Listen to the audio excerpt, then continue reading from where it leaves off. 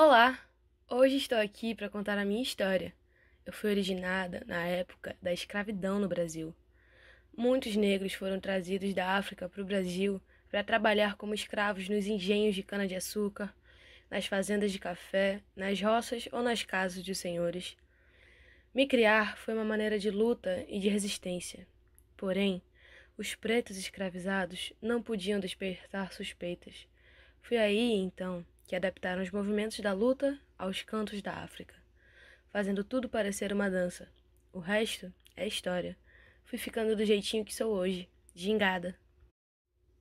No início do século XIX, no Rio de Janeiro, bandidos e malfeitores eram chamados de capoeiras, como registrou o escritor Manuel Antônio de Almeida, em Memórias de um Sargento de Milícias. Em 1888, a escravidão foi oficialmente abolida no Brasil. Muitos negros libertos não tinham como sobreviver e acabaram na marginalidade. Em Salvador, chegaram a organizar gangues e provocar rebeliões. Durante muito tempo, eu fui proibida. Na década de 1930, adquiri um novo status em nossa sociedade. O próprio presidente, Getúlio Vargas, convidou um grupo que me representava para se apresentar oficialmente no Palácio do Catete. Fui finalmente liberada. Professores de capoeira da Bahia se tornaram famosos, como os mestres Bimba, Pastinha e Gato, imortalizados nos romances de Jorge Amado. Hoje em dia, estou presente em muitas formas, e a mais tradicional preserva as raízes africanas, como a capoeira Angola, na Bahia. Meus 3 principais tipos são Angola, regional e contemporânea. A minha origem certinha é um pouco difícil de se saber, pois é uma arte da época da escravidão, portanto existem muitos poucos documentos sobre a origem. A versão mais aceita é que eu fui desenvolvida por escravos africanos aqui no Brasil.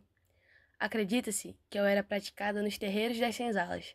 Como os feitores e capitães do mato não sabiam se eu era uma dança ou uma luta, os escravos eles treinavam muito. As características principais do jogo de Angola é um jogo mais rasteiro, onde estuda-se muito mais o seu adversário. Os movimentos também são mais lentos, mas não menos eficientes. Um jogo que exige mais força dos jogadores, pois são movimentos que necessitam equilíbrio. Na roda de angoleiros, antes do jogo começar, sempre se canta uma ladainha, que é uma música que geralmente conta uma história. A bateria desse estilo de jogo geralmente é formada por 3 berimbais, uma viola, um pandeiro, um agogô, um atabaque e alguns outros instrumentos mais antigos que também são usados. O maior ícone e divulgador desse meu estilo é Vicente Ferreira, o mestre Pastinha.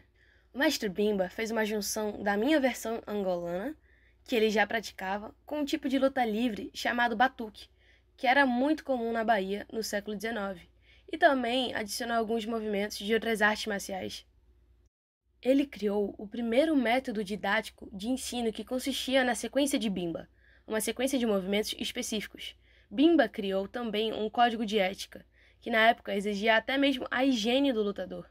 Ele instituiu o uniforme branco e o sistema de graduação, que na época eram com lenços coloridos, e mais tarde passou a ser através de cordas, cordões ou cordéis. Apesar de alguns não concordarem com esse meu novo estilo, ele é hoje o que mais cresce, e surgiu na década de 70. Um dos precursores e divulgadores desse estilo é o mestre Camisa, do grupo de capoeira Abadá. Essa versão não tem a intenção de descaracterizar minhas origens, e sim de acrescentar mais, e não me limita a apenas um estilo. Bom, agora você já sabe a minha origem e muito do que eu passei até ser o que sou hoje.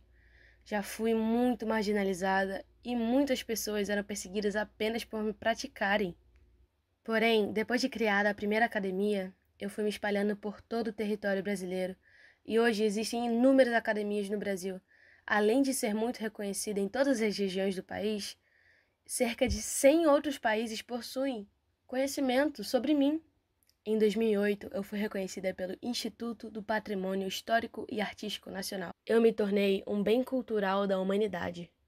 Em 2003, foi aprovada a lei que alterou as diretrizes e bases da educação, que incluiu no currículo oficial da rede de ensino a obrigatoriedade da presença da temática História e Cultura Afro-Brasileira e Africana. Bom, acho que isso é tudo. Muito obrigada por estar aqui e saber mais da minha história. Eu sou a capoeira.